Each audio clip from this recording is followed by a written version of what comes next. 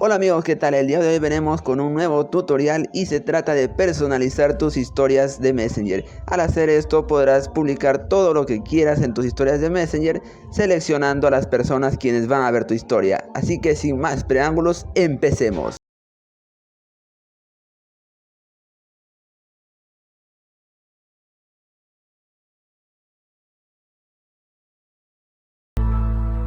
Y en este momento ya me encuentro en mi celular Android. Y ahora vamos a ingresar a la aplicación de Messenger, aquí lo tenemos. Y ahora para personalizar tu historia deberás de presionar aquí en la parte de abajo donde dice personas. Y después presionas aquí en el signo más. Y ahora deberás de seleccionar la imagen o video que desees publicar. Para mi caso va a ser una imagen. Y antes de publicar la imagen o video que vas a publicar en tu historia, presionas aquí donde dice configuración. Por defecto ya viene seleccionado solo amigos, que es solo son las personas quienes tienes agregados en Facebook. Y ahora para personalizar, vas a presionar donde dice personalizado, presionas ahí.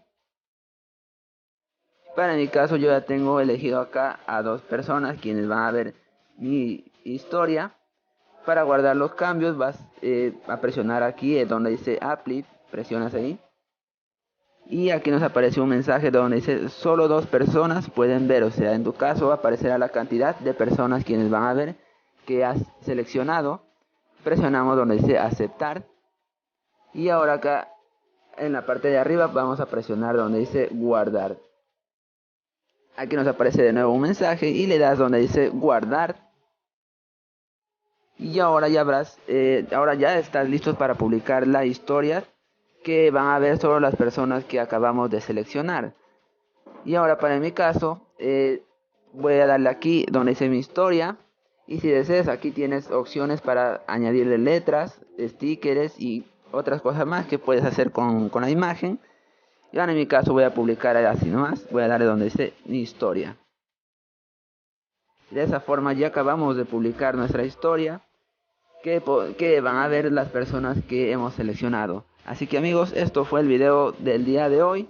Y antes que te vayas, no olvides suscribirte si es que todavía aún no lo haces. Es totalmente gratuito. Asimismo, si el video te ha servido, no olvides de dejar un me gusta. Eso me ayudará para seguir creando más contenido. Mi nombre es John Cubas y nos vemos en el próximo video.